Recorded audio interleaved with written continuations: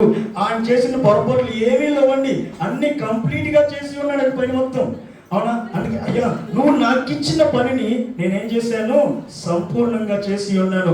ఒకసారి ఏం సంపూర్ణంగా చేశాడు, అదే మాట కాకుండా ఇంకోటి కూడా సంపూర్ణం చేసేయాలండి. రోమియోలకు రాసిన పత్రిక 10వ అధ్యాయము 4వ వచనము. రోమియోలకు రాసిన పత్రిక 10వ అధ్యాయము 4వ వచనము. విశ్వసించు ప్రతి వానికి నీతి కలుగుటకై క్రీస్తు ధర్మశాస్త్రమునకు చాలండి. క్రీస్తు ధర్మశాస్త్రానికి ఏమై ఉన్నాడంటే అండి, సమాప్తి అయి ఉన్నాడు.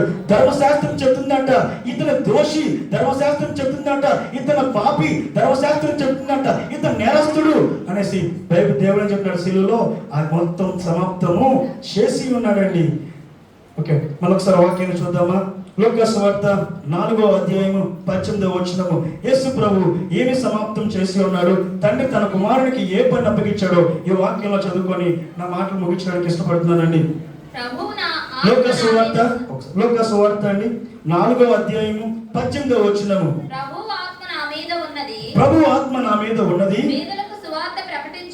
పేదల సువార్త ప్రకటించుటకై ఆయన నన్ను అభిషేకించెను, చెరలో ఉన్న వారికి విడుదలను, గుడ్డి వారికి చూపును కలుగునని ప్రకటించుటకును, నలిగిన వారిని విడిపించుటకును, ప్రభు హితవత్సరమును ప్రకటించుటకును ఆయన నన్ను పంపి ఉన్నాడు. హల్లెలూయా, హల్లెలూయా. ఒకసారి దాంట్లో 4 పాయింట్లు చెప్పి నా వాక్యాన్ని ముగిస్తానండి. అదే లూకా సువార్త 4వ అధ్యాయము 18వ వచనము.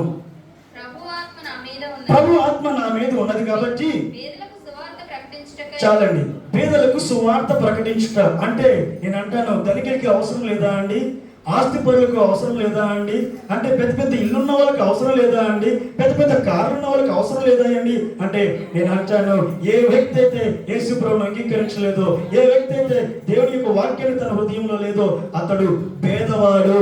మనం అనుకుంటూ ఉంటాం, సరిగ్గా బట్టలు లేవు కాబట్టి ఇతను పేదవాడై ఉండొచ్చు, సరిగ్గా ఇల్లు లేదు కాబట్టి ఇతను పేదవాడై ఉండొచ్చు, సరిగ్గా తినడానికి అన్నం లేదు కాబట్టి పేదవాడై ఉండొచ్చు. కానీ బైబిల్ ఏం చెప్తుంది తెలుసా?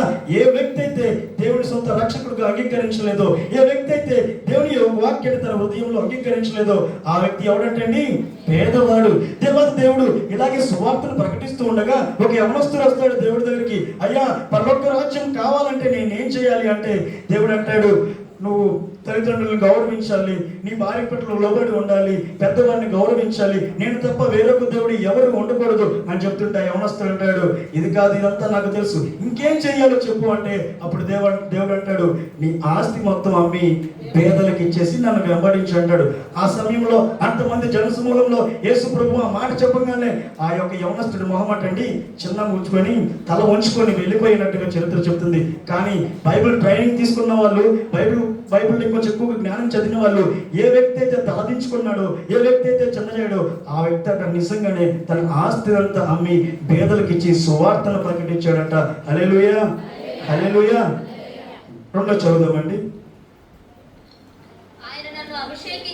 ఆయనను అభిషేకించును, చెరలో ఉన్న వారికి విడుదల. అంటే నేను ఇప్పుడు వెళ్ళి సెంట్రల్ జైల్లో ఉన్న వాళ్ళకి వాక్యం చెప్పాలా, తిహార్ జైల్లో ఉన్న వాళ్ళకి వాక్యం చెప్పాలా, అండమాన్ నికోబార్లో ఉన్న వాళ్ళకి వాక్యం చెప్పాలా అంటే ఆ వాక్యం కాదండి. అలాంటి వాళ్ళకి కాదు, పాపములలో బంధకములలో ఏవైతే ఉన్నావో వాటన్నింటిలో నుంచి దేవుడు ఏంటంట చెరలో ఉన్న వారికి విడుదల. అది విడుదల కావాల్సింది. చాలా మంది మనం కూడా ముక్కులు పెట్టుకుంటూ ఉంటాం, మనం కూడా ఒక దాంట్లో చెరలో ఎక్కిపోతూ ఉంటాం. పలానా చర్చికి వెళ్తే, పలానా ప్రాంతానికి వెళ్తే నా మొక్కులు తీర్చుకుంటావేమో అనుకుంటాం. నేను అంటాను, అక్కడికి వెళ్ళినంత మాత్రాన నీ పాపాలు పోవండి, అక్కడికి వెళ్ళినంత మాత్రాన నీ ఉన్న దోషమేమి పోదు. నువ్వు యేసు ప్రభుని సొంత రక్షకుడిగా అంగీకరించుకున్నంత మాత్రానే నీ పాపాలు కొట్టివేయబడతాయండి. బాప్తీసం తీసుకుంటే పరలోక రాజ్యం రాదండి. బాప్తీసం తీసుకున్నంత మాత్రాన, తెల్ల బట్టలు వేసుకున్నంత మాత్రాన నేను అంటాను పరలోక రాజ్యం రాదండి. వాళ్ళెవరికి ఏమొస్తుంది తెలుసా? పరలోక ద్వారం మాత్రమే నువ్వు చూడగలవు. కానీ పరలోక లోపలికి వెళ్ళాలంటే ఎలా ఉండాలి తెలుసా? నీ మనసు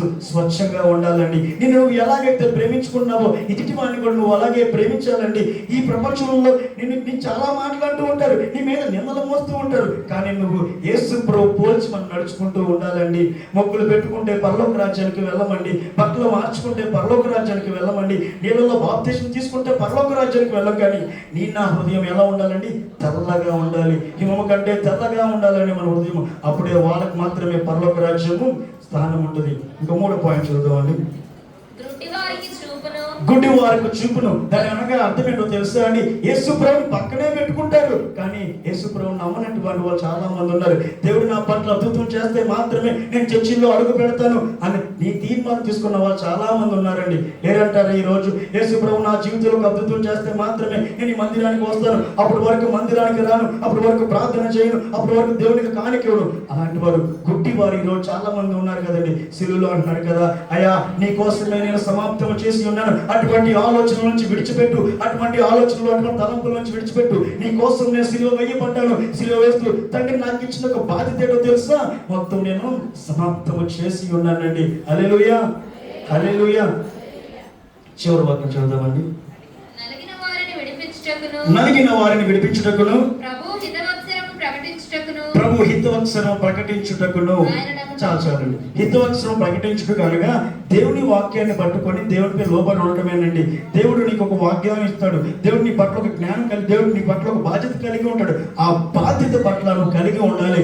పలానా వాళ్ళు చేస్తారులే, పలానా వాళ్ళు చేస్తారే కాదు, కానీ దేవుడు నీ పట్ల నీకు ఇచ్చిన ఒక బాధ్యత ఏంటో తెలుసా? నీ కుటుంబాన్ని మొట్టమొదటిగా రక్షించబడాలి, నువ్వు రక్షించబడాలి, నీ పిల్లలు రక్షించబడాలి, నీ భర్త రక్షించబడాలి, మీరందరూ కలిసి ఎత్తబడి సంఘంగా ఉండాలి. దేవుడు ప్రణాళిక కాదండి. అందుకే అన్నాడు కదా, నీ కోసం నేను సిలువలో మరణించి ఉన్నాను, నేను సమాప్తము చేసి ఉన్నాను అనగా నీ నా పాపములు, నీ నా దోషములు అన్ని సిలువలో ఏమైనాయండి?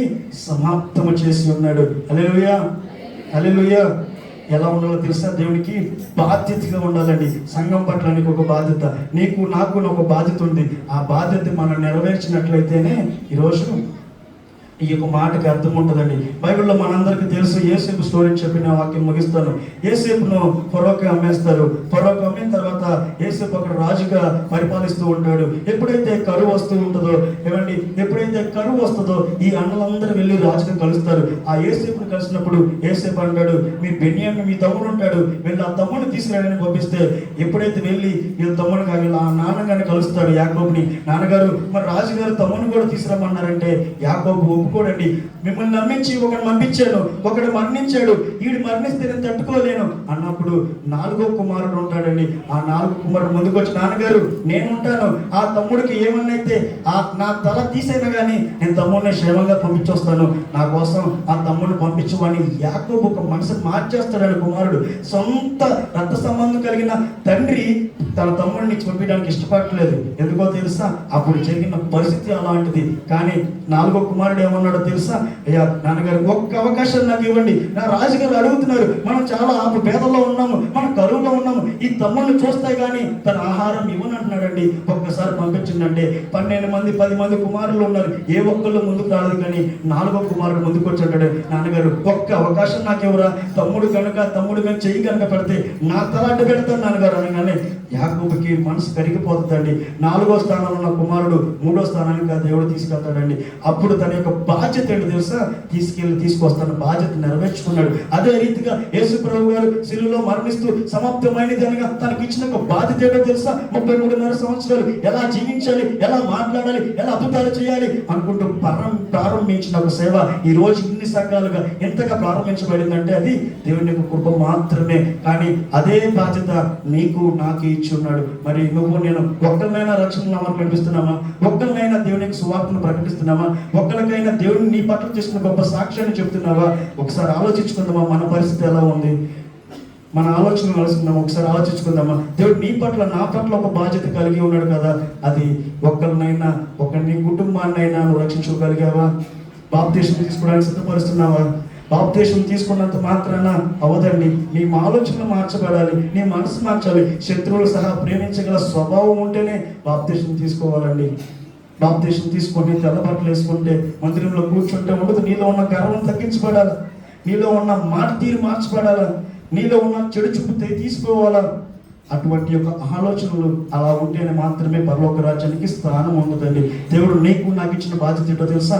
నీ కుటుంబాన్నైనా నువ్వు కట్టుకున్నావా? ఇదే రాత్రి కనుక ఒక దేవుడి పిలుపు కనుక వస్తే మనం ఏమై ఉంటాం?